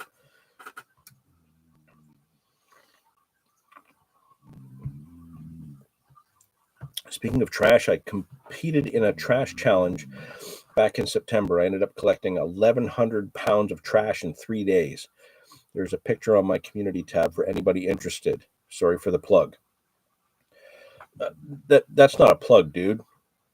You're showing an example of something important that you did to improve the fishing community overall. So I'll say this to anybody. After our live stream, pop over to Yak Shore Outdoors, look at his community tab, and take a look at what he's got there. 1,100 pounds of trash picked up in 3 days is major. Absolutely major. That's just from boat launches and fishing spots specifically. Holy crap. That is awesome.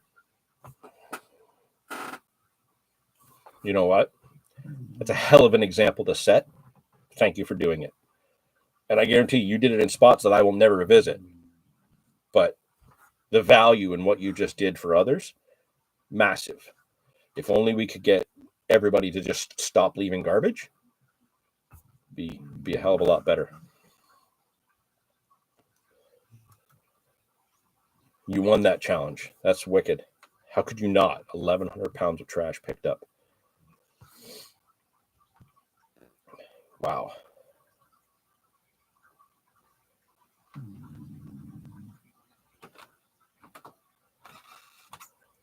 Okay, Drazen. Okay, so I understand now that's why it's harder to read the comments because you're driving. So yeah, I get that.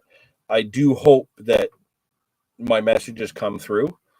I'm not singling out anybody for any reason. Like I said, I think your comments are important and the points you're trying to get through are important, and hopefully I touched on them properly.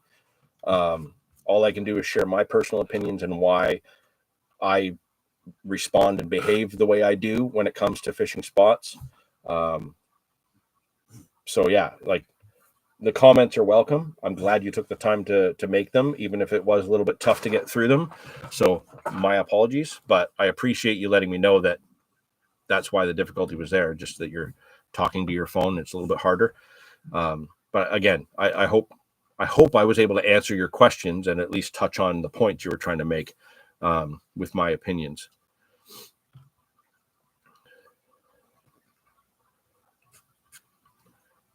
Not sure about Canada, but here in Tennessee, a lot of fishing spots because garbage dump off spots. Yeah, there are a lot of spots here that become dump off spots, which sucks. And it's never done by anglers. But there are a lot of people that go fishing and leave a lot of trash because there's other trash there. Illegal dumping is a massive problem, even in the little town that I'm in. Major problem. I can literally probably drive 2 to 3 minutes away from my house and take you to a spot that I pulled 4 bags of garbage out of in the summertime, drove by it on my way home from work 2 days later, and there was probably the equivalent already sitting there. So illegal dumping is a massive problem. Absolutely. One of the other issues that I have, and this goes on to the municipalities, the townships, the counties, things like that. When you get into places like boat ramps, public parks, things like that, there are places that I've been to where the anglers or other people, dog walkers, what have you, have taken the time to put their garbage in the proper receptacles, and the city is not or the city, the municipality, what have you, are not appropriately allotting the time to get them emptied. So then it gets spread out by wildlife. Here along the parkway for the upper Niagara River, we have parks all over the place, little pull-off spots with picnic areas. There's garbage cans at every one of them. And you will see the Parks Commission send their garbage pickup vehicles through a dozen times a day. Some of these bags and garbage cans are being emptied with 2 items in them, just to make sure that it looks cleaner. Now, during the busy season, there'll be people that actually fill a garbage can themselves. And because they're so busy and there's so many picnickers and stuff, some of that garbage still does get strewn about by the wildlife. But overall, driving the Niagara Parkway from Fort Erie to Niagara Falls, you'll see the results of a lot of effort into keeping the area clean. The biggest problem I have along there is that so many people decide to pull off and use the bank space as a toilet. Right now, a lot of my spots, that's the biggest issue, is that I can't fish them now because people are using it as a toilet. To the extent that there's even been times where I'm literally sitting in the spot after cleaning that mess up just so I can fish that spot because I've been baiting it up, clean up the fecal matter and get it away, only to have other people come down and be rude to me for being there blocking the spot because they want to use it as a toilet. That's led to some very interesting arguments.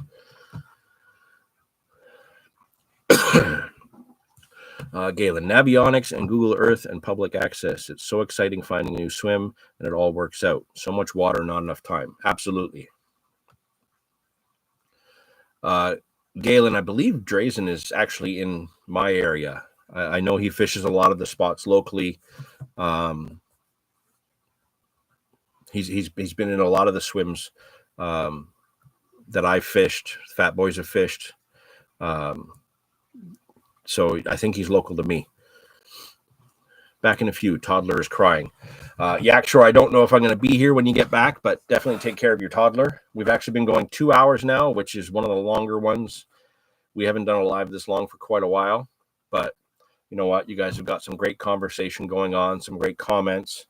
I touched on everything that I had in my notes already. So yeah, I apologize if we're not here when you get back. But thank you so much for all of you who have been following along, watching, interacting in the chat. We really appreciate it. While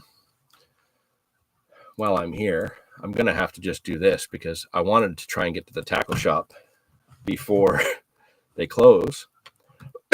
And it's a half an hour drive. Plus I have to get myself and the kid ready. They close at 3 and it is 2 o'clock. I will not make it. Damn.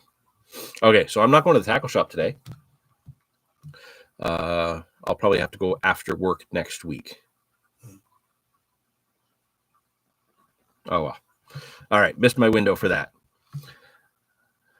I suppose I have another opportunity. I'll get the tackle I need. I need to get some of these beads. I need to get stuff I know is at Peter's Tackle, but I'm not going to make it there before 3.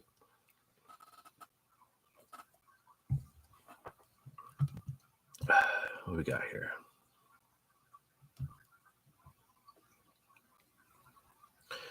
For me, it's fun to find a spot where nobody fishes and I'm getting fish out. So you know the feeling. Absolutely. And again, like I said, that's what comes into play with the with doing that research. There's been spots that Dave and I have found just kind of digging around where we found a spot and we go there and it looks good, and then wandering around that spot we find a spot that's even better. Recently a trout spot we found walking around last winter because I saw an Instagram post of a girl on a bicycle that looked like she was really close to the water in an area where technically she shouldn't have been. Shouldn't have been able to be that close to the water. And Dave had been poking around in the same area for a different reason. And then him and I met up and checked out some of these spots, and we found 2 amazing spots very close together, for based off of different information that we had.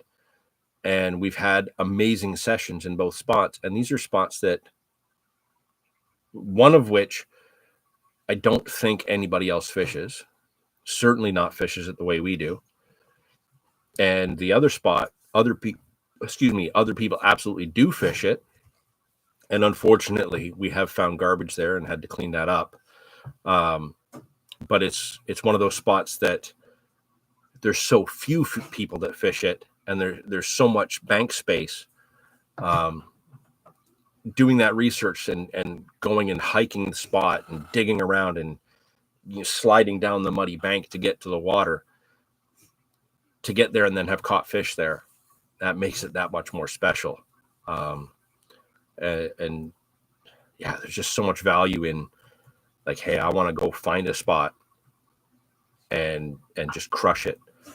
And when you do, oh my God, so awesome.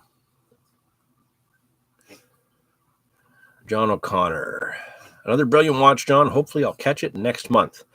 Yes, join in next month. Absolutely. Like I said at the start, guys, for those of you who came in late, you probably missed a bunch of the topics I went over, but I've already scratched them off my list, so I'm not going to go over them again. But I will say, when it comes to the live streams for 2024, I'm not going to be able to hold to the second Saturday of every month. When I can, I will, but it's going to have to kind of focus more around the days that I either can't get on the bank at all, or I'm on the bank and I'm in a spot where I can live stream from because I've got the appropriate signal. So it might not necessarily be the second Saturday of every month, but I am going to try and continue to get back to doing one live every month. Sometimes it'll be right here. Sometimes it'll be on the bank. We'll join in whenever we can. But we're going to try and make sure that the lives keep going, because I really enjoy them. It shows me today that you guys really enjoy them. I love seeing the same names pop up live after live. This time we've got a whole bunch of new names in the chat. We've just recently had a surge of new subscribers come to the channel after the birthday session Christmas special video. I think we had over 40 new subscribers just in the last couple weeks. That's huge for us. We really are a really slow growing channel. We're now just coming up on 10 years in, and we haven't even hit 2,000 subscribers yet. I'm fine with that. I would love to see the number of subscribers skyrocket. I would love to see the number of views on each video skyrocket. But just even with the slow growth that it's just been consistently moving forward, I'm appreciative of that. And I'm grateful that you guys are all here. And thank you so much for interacting. We have reached just past the 2-hour mark. It's showing that it's varying between 11 and 15 of you guys in here at any given moment. I would love to keep going, but I've kind of run out of topics. If you guys have more questions that you want to throw in the chat, Drazen's had some quality comments to go over. Adam, Bruiser Battersby, you've had some great stuff to bring up some discussion. Yak Shore, having you in there has been great. 334 Outdoors, Tim, always having you guys in there. Really, really appreciate it. Frank Doucette, nice to see you in there. You've kind of helped keep the conversation going. So if you guys have some more stuff to bring up, certainly we can touch on it. We all have to make sure that Tyler gets his 30. Let's just make sure it happens. Was it Victor was the other one that hadn't had a 30 yet? I think it was. I'm trying to go back and see. Let's make sure that the guys that need 30s get 30s. 40 is a tall ask. 40 is a tough one to go for.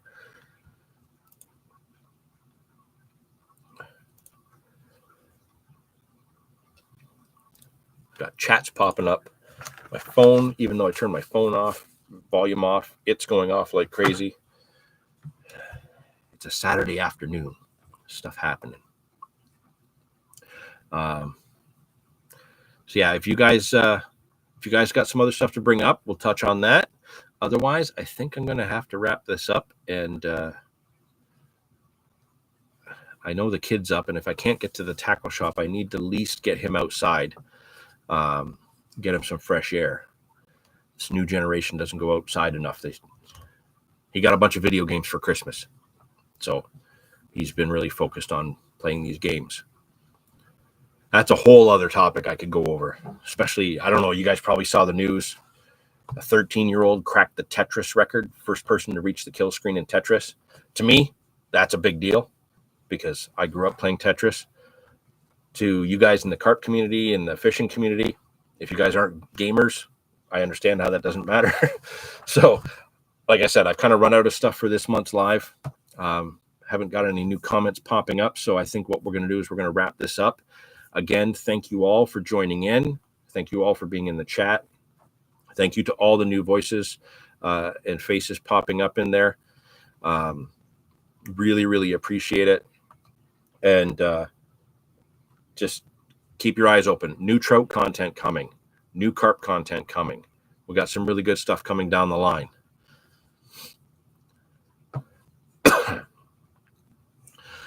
Frank just said, I'm hoping to fish the lower Niagara River for smallies this year. If I see you, I'll yell, hi, John, and keep a respectful distance. As long as you're keeping the proper etiquette fishing-wise, you can walk over and say hi. I'm fine with that. Walk over, say hi. I might seem grumpy or off-putting at first, but if you introduce yourself so that I know who you are, I'll be polite back, and then we can get on with our fishing. Plain and simple. I don't do well around people, so if you walk up to me like, hey, John, I'm Frank Doucette. I'm grimy fishing. Okay, I'll know who you are. Then we're cool. I'm back. Thanks for having me. Yeah, sure. I'm sorry, but we're going to kind of wrap things up. But thanks for being there and thanks for joining in. I'm actually going to go check out your content right now. I want to see this 1,100 pounds of garbage that you picked up from the bank. I think that's really important. I think everybody should go check that out and keep that in their heads for this coming season. Let's keep the banks better than we found them.